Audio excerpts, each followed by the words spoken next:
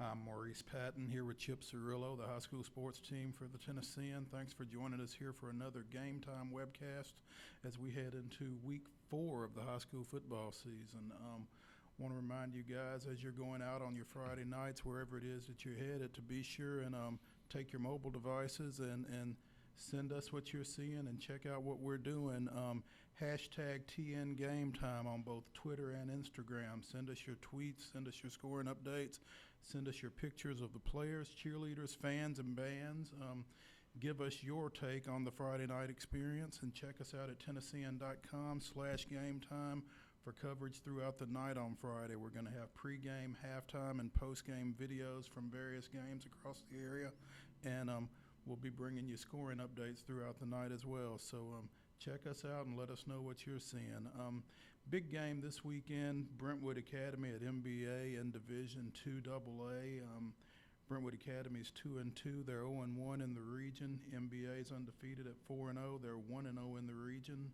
Both of them are ranked in our mid-state top 10 and in the Associated Press poll, and should be a good one as it usually is. Yeah, BA coming off a little bit of a skid, lost their last two, so they want to get back on track for sure. And Derek Barnett, a Mr. Football winner last year, he's not quite at 100% yet. His shoulder's still bothering him a little bit. Hopefully he'll gradually get that healed up by the end of the year. Yeah, we expected him to be a game-time decision going into last week's loss up at St. Xavier of Ohio. I think he played a little bit, had a couple of catches, had a few tackles, but I think they kind of got him in and out in hopes of having him closer to 100% for this one.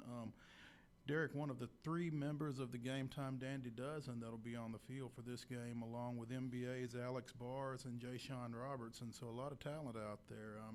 Brentwood Academy's got a new quarterback in Tyler Swafford who has really come along quick, and junior receiver C.J. Sanders, and on NBA side, quarterback Cole Uverard has really made some strides for them in his second year as a starter. So should be a really good ball game. Brentwood Academy trying to avoid their first 3-game losing streak since 1999. Yeah, it shows you how strong that program is, and it's just unheard of them to lose 3 in a row. And, they're kind of in a difficult spot here because NBA is 4-0. They could easily fall to 3 in a row, but both teams have great lines, so it should be a good matchup. On the other hand, Brentwood Academy has kind of had MBA's number. They've won the last 3 in this series. So, like I said, it shapes up as a pretty good ball game.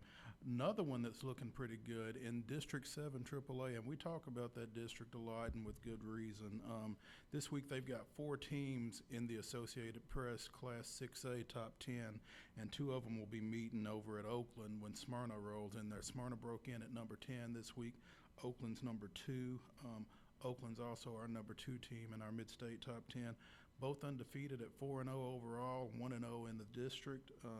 Smyrna coming off a 1-9 season last year. Had a big win last week, homecoming, down Northeast 35-13, forced 4 turnovers. So they've really been doing it a lot with their defense.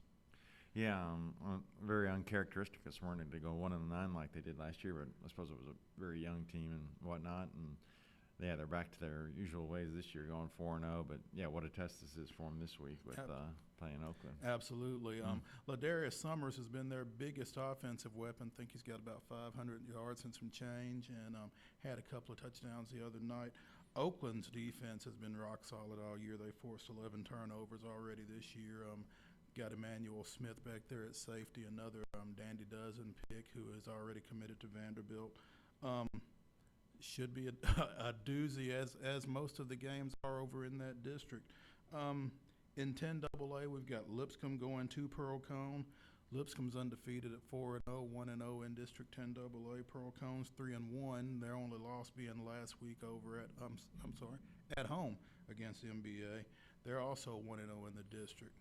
Yeah, got to hand it to interim coach Scott Tillman doing a great job in a difficult spot, filling in for Coach Mack, and he's got these guys off to one of their best starts in years. And Teague is really running the ball good for them. And over on the Pearl Cohn side, you got Keyshawn Vaughn, who Coach Bernetti thinks he's one of the best backs in the state. So you got 2 really good running backs in this game. Lipscomb ranked number 5 in the AP AP Class 3A poll. As you said, DeAndre Tigg, 826 yards and 13 touchdowns already this year. Keyshawn Vaughn, 589 yards, 9 touchdowns for Pearl Cohn. So it shapes up as a run-oriented game. Could be a quick one. May not be a whole lot of passes in that one. Trousdale County goes to Goodpasture. Historic meeting in that it'll be Goodpasture's first game as a member of District 8A. The Cougars have been in Class AA for the longest time, made about 8 championship appearances in AA, won 3 championships, dropping down with their enrollment dropping and everything this past year. So they go into that game. They're 2-2 overall. Like I said, this is their first district game. Trousdale's undefeated at 4-0, coming off of another team kind of bouncing back from a bit of a lackluster season last year. They've won their only game in the district. They're number 2 in the AP 2A poll. So that's another one that shapes up as a pretty good one. Yeah, Trousdale's starting to look like their old selves, especially last week when they beat another ranked team in Friendship, 35-0. Of course, big factor in that game, A.J. Long was out, didn't play for quarterback for Friendship. But still, pretty convincing win for them. So they seem to be back in the upswing in Hartsville. Exactly. Kenyon Harper leading a balanced offense for Trousdale County, got 450 yards and 11 touchdowns. I think they've got 4 guys with at least 110 rushing yards already.